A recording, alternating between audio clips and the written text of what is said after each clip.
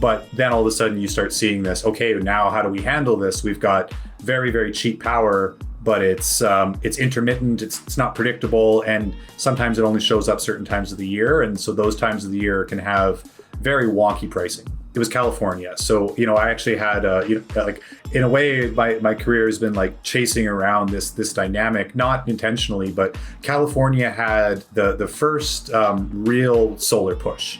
And they also had a lot of wind at the time. So there's an infamous term in power markets called, the duck curve. The duck curve is kind of this, the belly of the duck is when they have all this glut of solar, but then the peaks are the tail and the neck. So this concept of the duck curve, or like temporary oversupply of solar energy, of intermittent power, that started in California.